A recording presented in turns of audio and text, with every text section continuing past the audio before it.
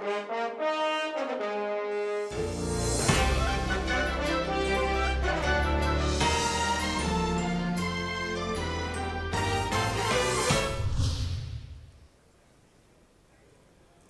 ACC's leadership focused on the theme of professionalism this year. And to look at what's been accomplished this year, I'm happy to be joined by ACC President Dr. Brindis. And to take a look into the future, I'm also happy to be joined by Dr. David Holmes. David is the ACC President-elect. Going to be crowned just a few hours. That's just fabulous. So Ralph, I'm going to start with you. Tell me a little bit about this theme of professionalism and sort of what were some of the highlights of this year. You know, the cardiovascular specialist has been under attack because 43% of all Medicare expenses are cardiovascular in origin. And by arming our membership with the concept of being a professional, I've used the imagery of the knight, that we should be knights and have the patient's interest at heart rather than knaves and pawns. That, along with all the things we have available at the American College of Cardiology in terms of our registries, our appropriate use criteria, has given our profession the concept of that professionalism to go ahead and deal with all the challenges that we've had in front of us going forward. Absolutely fabulous. You know, you have traveled a lot, because everywhere I've been, I've seen you, which means, but I haven't been everywhere you've been. So besides traveling, what do you see as your biggest accomplishments? Well, you know, one of the incredible joys of the year is you get to meet incredibly passionate, intelligent leaders in the cardiovascular arena, both in the United States and abroad.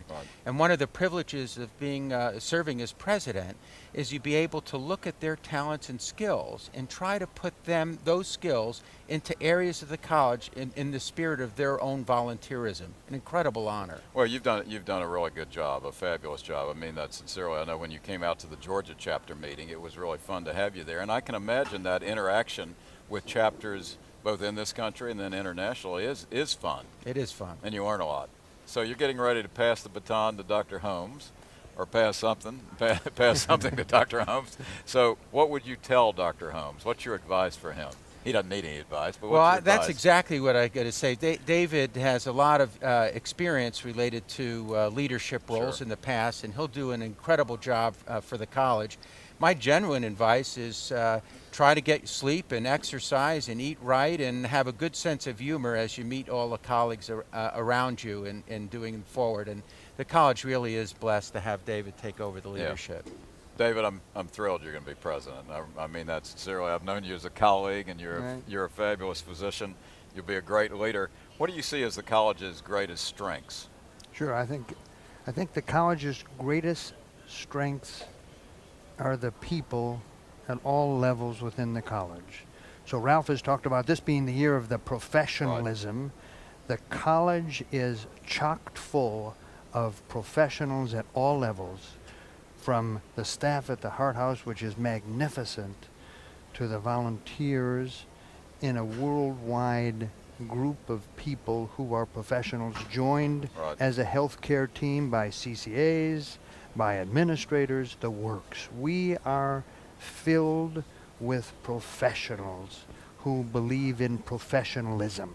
Which is very true. Now, what's going to be your sort of theme for this year? The college is, after all, a college. When you think about college and the definition of a college is a place where you learn, where you teach, where you educate. And this year, I am going to focus and be focused on the twin pillars of being a college, which is learning and education. And there are some strategies that ACC is working on which will revolutionize, will be disruptive technology like you've never seen before. For learning and education? That are going to be wild. They're going to be wild. So we talk about, can you give me a tease? We talk about just-in-time learning. Okay. And just-in-time being able to apply what you have learned.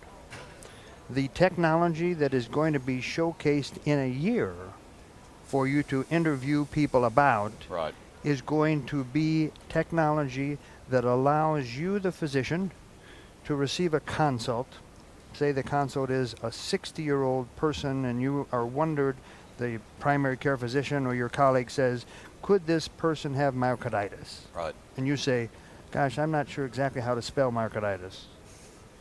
This technology will allow you, after receiving that consult, to quickly and very, very closely hone in on those specific vetted college documents that say, myocarditis, this is what you should do or consider doing. Right. This is how you should consider treating the patient and following the patient. And it will be at the point of care. And then on top of that, by having interrogated that and received that information, the goal then will be that then will be linked back to the American Board of Internal Medicine as part of maintenance of certification. So Cool. you will have learned, you will have applied what you have learned, Absolutely.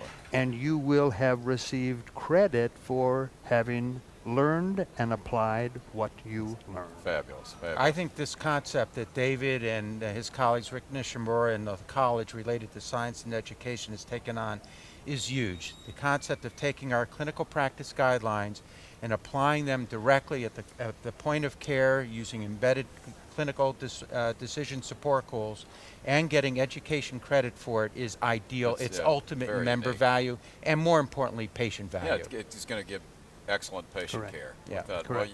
I can tell you're very excited. I about am it, you know. pumped. You're pumped about it, and I'm very excited about your presidency, Ralph. I again say you've done a fabulous job. Thank you so much. Thank you, and I'm David. I'm looking forward to being educated by you. Perfect. As always. Thanks for joining me. Thank you.